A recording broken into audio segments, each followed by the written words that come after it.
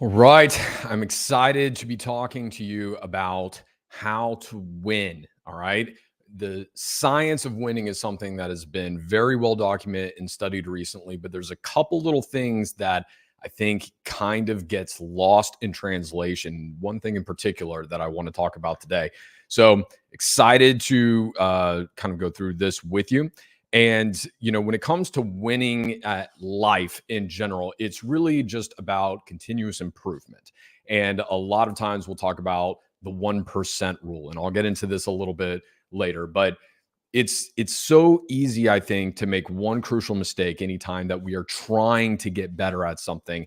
And that is to get all hyped and motivated and okay, I'm going to do this thing and I'm going to, get better at this one thing and I'm going to lose the weight or I'm going to build the muscle, I'm going to run the race, I'm going to get the promotion, I'm going to do this, going to do that. And it's just too much that we put on ourselves up in the beginning. I think we set ourselves up for failure a lot of times before we even start. And the way that we do that is because we set our first step to be too big of a step.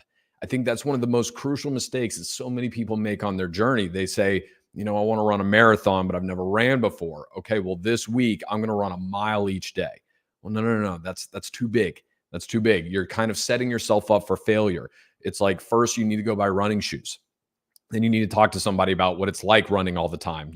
There's specific gear that people wear for a certain reason, gel caps, like all these different things. So let's start by backing it up a little bit. So I want to kind of take everybody back here and share this with you. And this is something that, please leave some comments if you're here live streaming now. I want to make sure that this is an interactive session. I'm just going to go through a couple slides very quickly. And then after that, we're going to, kind of open it up and just talk with the audience.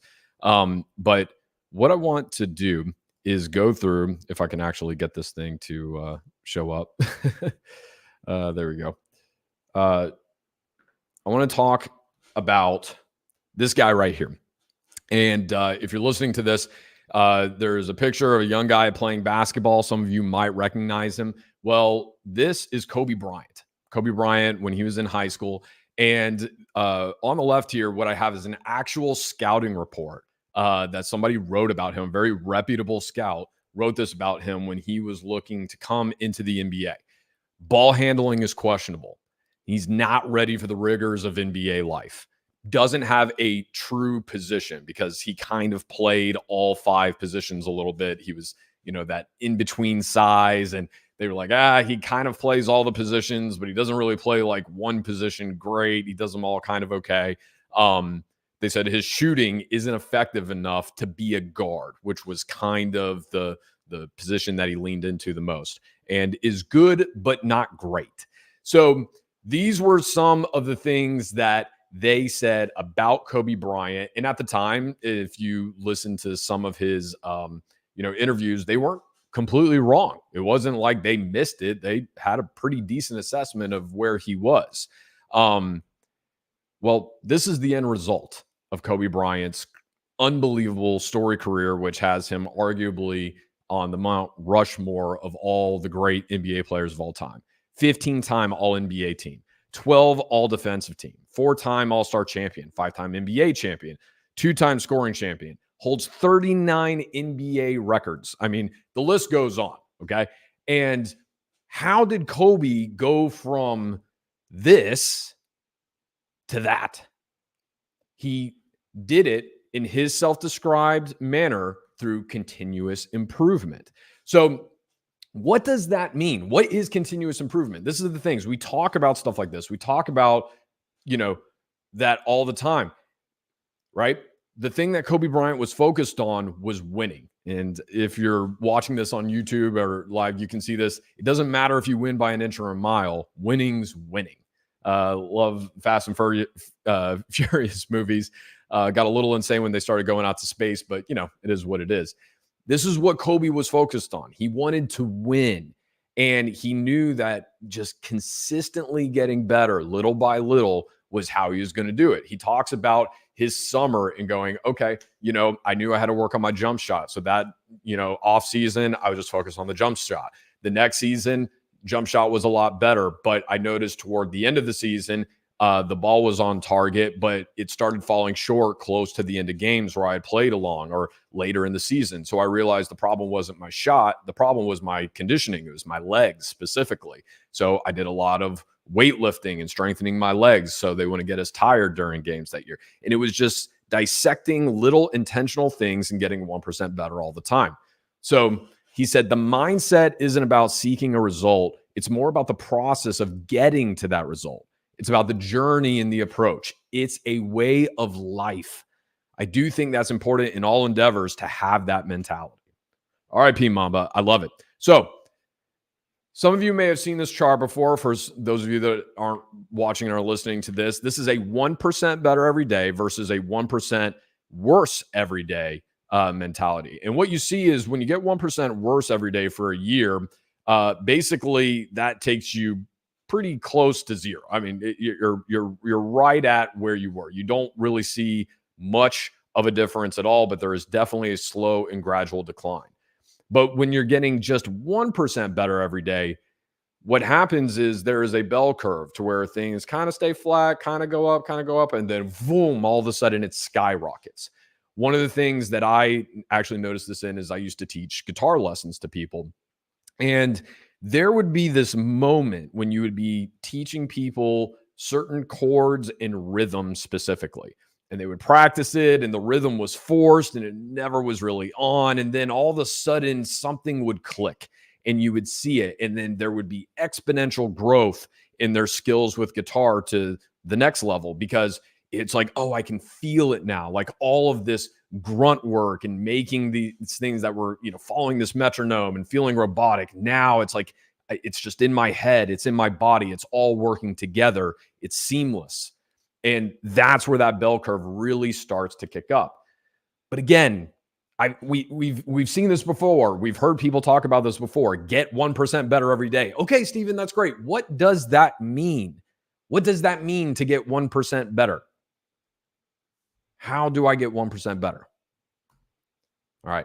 I have to warn you. I put a disclaimer up. There is math that lies ahead. For some of you right now, you might be freaking out a little bit. Oh, God, no, please, not math. Not my favorite topic in school. Don't worry about it. It's not that difficult, but I did warn you. There is some math coming up. Okay.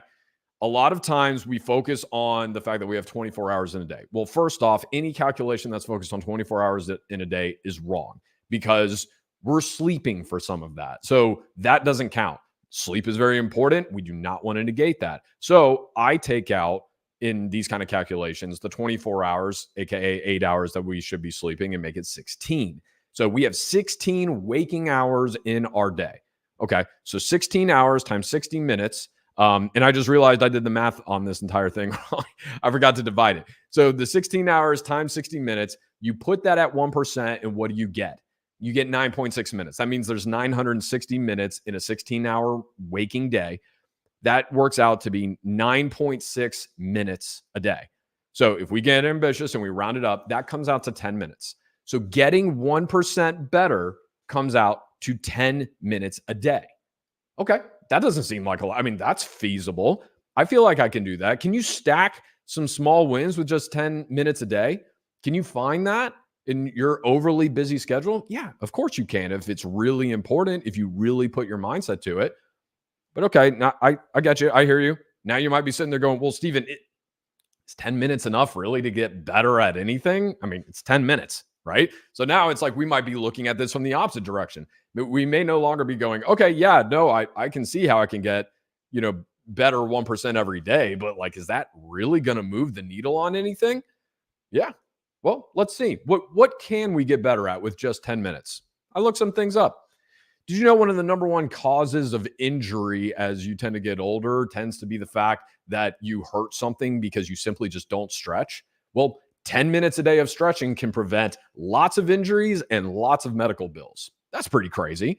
There's a guy on Dan Go that I love following on Twitter and LinkedIn. You can check him out. Gives lots of functional stretches that you can literally do sitting in your office. Just Even something as little as doing one of these neck rolls for like 2 minutes. You have zero excuses not to do this stuff. Can prevent serious neck and spine injury as you get older. Okay. So stretching, 10 minutes. You can fast walk a mile in 10 minutes. You probably won't even break a sweat. Okay. So if you go for, like, God forbid you actually do like a light jog, but if you literally just walk quickly, you can knock out a mile in about 10 minutes. It's pretty good. Okay. Podcasting. Not only can you listen to a podcast that, can contribute, there are so many unbelievable podcasts out there. By the way, check out the Stephen Corson show if you love this stuff. But if you're not already listening to this on there, but there are so many amazing podcasts out there that can contribute to your knowledge, help you build a skill set, learn about something new. What are you doing in your car on your way to work? It's probably longer than a 10-minute drive, right? Have a series of podcasts that are set up and ready to go. So you are learning, you are investing in yourself. 10 minutes a day. I mean, a lot of times I'll put my noise canceling headphones on, or the AirPods on, and so I can still hear my kids running around and screaming while I'm making dinner. And I'm just listening to that. And then, whenever anybody falls and hits their head or, hurts one of their siblings or whatever the case is, I can still hear them and intervene. But while that's happening, I'm learning. So in podcasting, you can make, I typed in, all you have to do is Google 10 healthy meals that you can make in 10 minutes. There are so many blogs full of delicious looking foods that you can make that are healthy, and it will take you 10 minutes to make. So we can eat better. We can save money by improving our nutrition, improving our overall health, and it will take us 10 minutes. Reading. People don't read. The average person reads one book a year, and that's the average. Okay. Do you know what the difference is between a person who can't read and the person who doesn't read? There is none. You have no advantage in your life if you can read, but you choose not to. So if you just choose one book, even a quarter, read one book in 3 months, you can get through almost, any average size book nowadays. You can easily get through that in 3 months if you just picked it up for 10 minutes a day. That's it. And if you do that, you will read 4 books a year, and that will be exponentially better than the average person. And then you do that over the course of 10 years, and you will be dramatically more well-informed and smarter than you were, considering you're reading the right stuff, right? Meditation.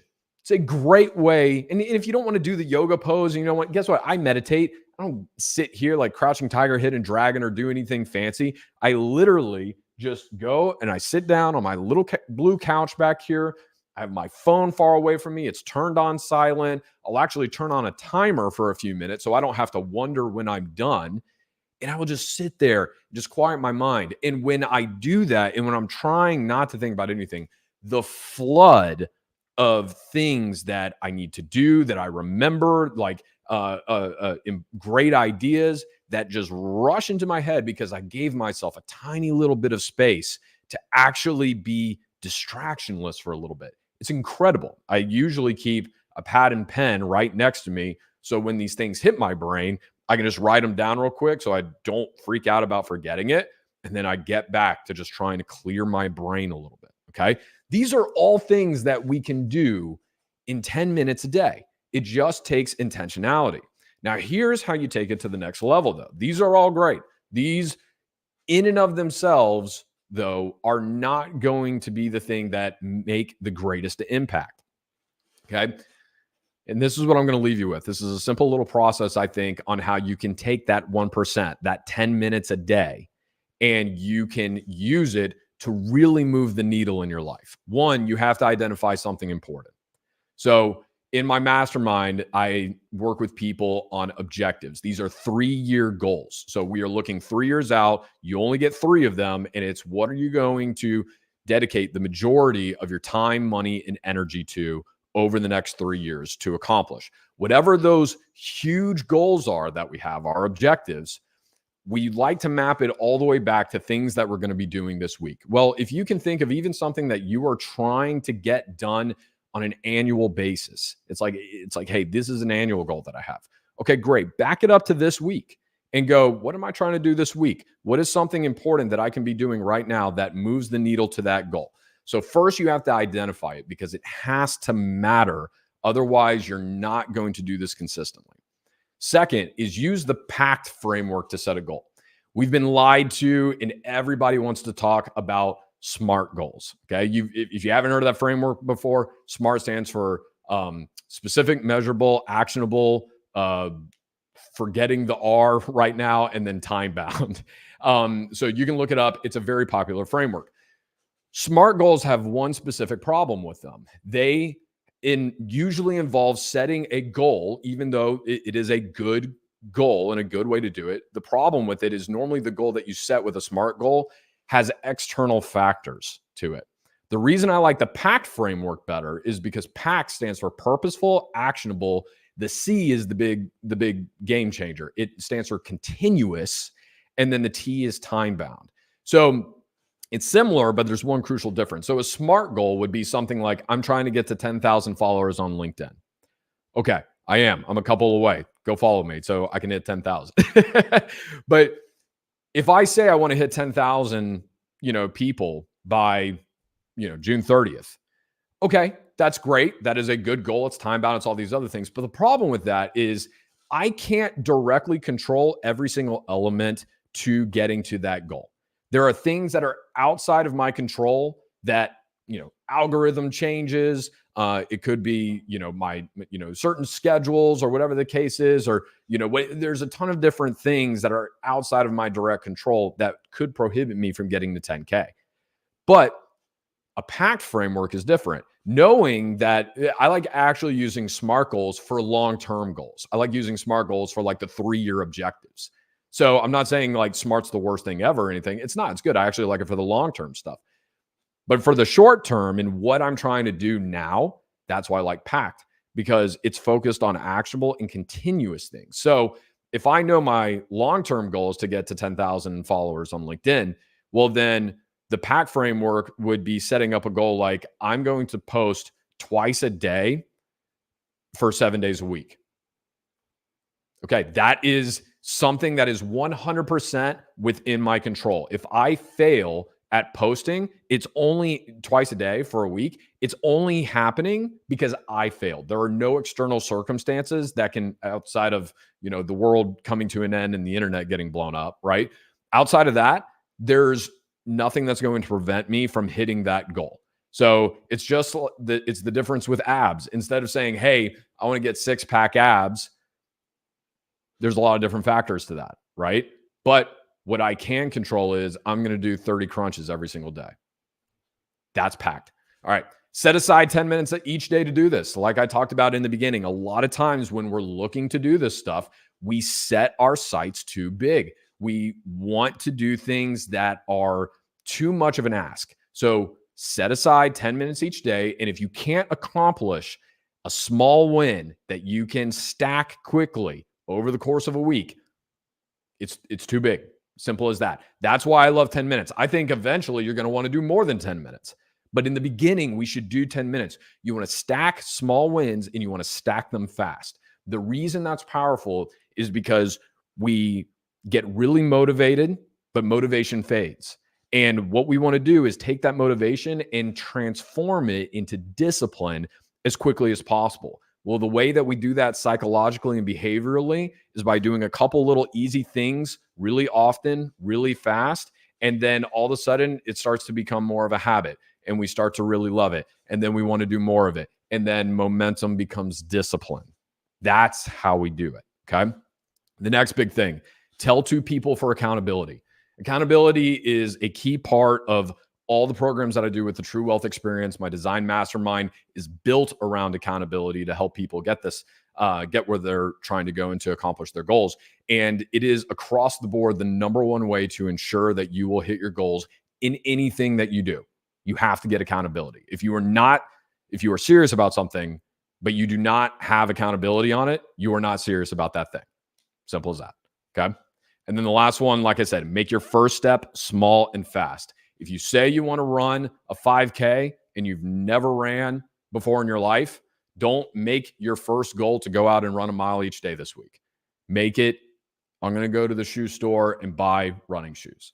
I'm going to go to the apparel store and find out, what kind of clothing I should wear. Chafage is a real thing, guys. Got to watch out. So that's what I'm talking about when we're talking about small and fast steps. Then I'm going to go for a run walk and try to do this in 12 minutes. Then yada, yada, yada. You get the idea.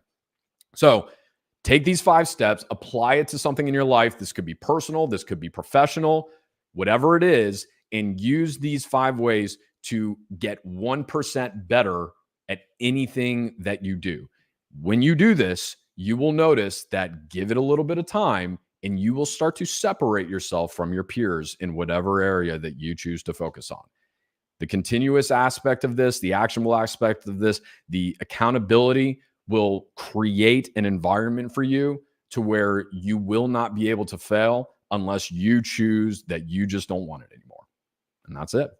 That's how you get 1% better. Stack wins fast, stack small wins, and just do it over and over and over again.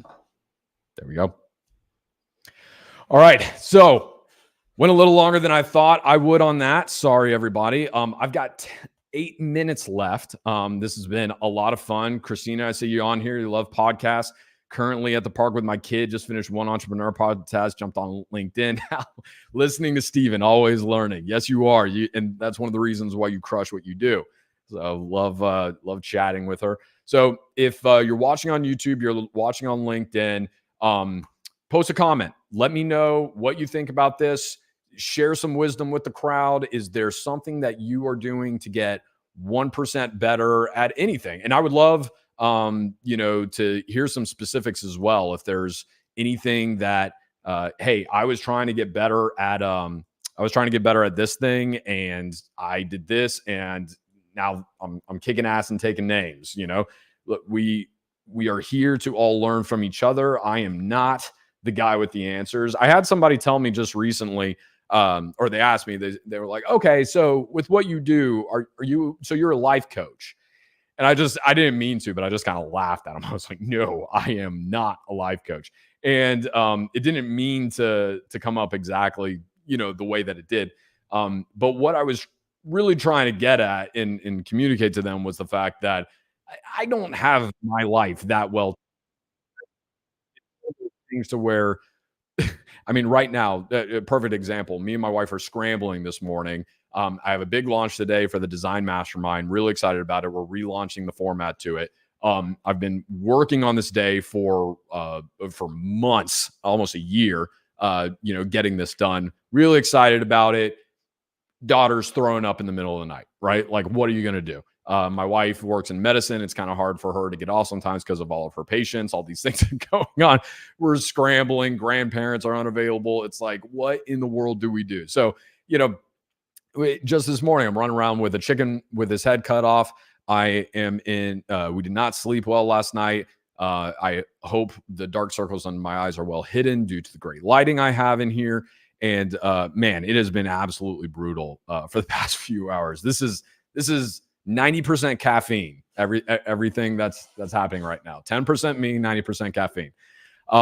So yeah, I don't like the term life coach. I don't even consider myself a life coach anyway. There's people out there who have things more put together in certain areas of their life and they do life coaching. That's great. That's not me. What I have and what I believe in is systems. And that is what the Design Mastermind is. That is what Foundation is. Those are systems. And I am a giver of systems. I am a student of systems. I believe in systems because we all have systems in our life, whether we know it or not. Systems are how we're either getting 1% better or they're how we're getting 1% worse or even faster than 1% worse or better at anything. There's a great analogy that somebody made in a book. I think it was James Clear in Atomic Habits. And he says that we don't rise to the level of our goals. We fall to the level of our systems. A great way that he put this was when, if you get a serious 5K, a 5K race, everyone there, and there's prize money and all the stuff at the end. Everybody there has a goal to win the race. So who's going to win? Is it the person with the best goal? No, they all have the same goal. They all have the ambition to win the race. the person that wins is the one that had the best system. The one who wins is the person who conditioned and prepared and trained the best. They're the ones that's going to cross the finish line first, take home the trophy, and you know, go home happy. So that's what I try to put my mindset around when it comes to this stuff. So yeah, that's it. I am going to be honest with you guys. This is a new software that I am using. StreamYard. It says that nobody's watching up in the top corner. I know that's wrong because I see people posting. So I'm a little confused about how this platform is coming up with that number. So if you are watching right now and you don't mind, would you leave a comment on whatever platform you're on? Because I want to make sure that I set this up properly, whatever the case is. If I need to troubleshoot this, I'm thinking about doing this type of session. This was very impromptu. I kind of threw it together this morning and decided that I wanted to test this out because I want to do kind of these what is essentially kind of a podcast style. You know, I can slap it up on YouTube, different things like that. Just try to get like 8 to 15 minutes max. You know, talking about a particular topic and then just spending the time engaging with people, going over whatever we talked about, discussing new things, whatever the case is, just really making sure that we're connecting with people all in the time span of 30 minutes. I don't want to drag this out. I don't want to make it forever. People are busy. You got a lot going on. I've got plenty to do. That's for sure. But at the same time, this is really important. Building community, connecting with other people. I'm an extrovert. I'm in my office a lot of the times. I work from home. It's awesome. But at the same time, it's like I get energized from hanging out and talking to people, learning from others, you know, helping where I can. And that's something that I'm really passionate about. So if you've enjoyed this, whether I can see it in this comment or somewhere else, just let me know. And like I said, I'm thinking about, you know, trying this for the next 90 days, doing it once a week, just seeing how it is, making it a regular thing so I can schedule it, plan it out, try to let people know when I'm looking to do it. You know, and it's something, like I said, that I think could be a really cool format and a new way to kind of talk about interesting topics when it comes to building the 4 types of wealth. That's one of the things I focus on. And if you're unfamiliar with the 4 types of wealth, they are time, financial, social, and health. These are all areas of our life that we have to take care of. We need balance in the 4 types of wealth. If you have $10 million, but you have chronic health issues, your wife hates you, and your kids don't like you because you're overworked and never around, well, then what good is all the financial wealth in the world? So we need balance in our lives. Now, not everything is going to be perfectly balanced, and there's seasons where things need to be out of whack. And that's okay. But ultimately, making sure when things are out of whack, making sure that is a season and not the standard. That's what matters. We want to make sure that, you know, the majority of our life is spent in some reasonable element of balance between the 4 types of wealth.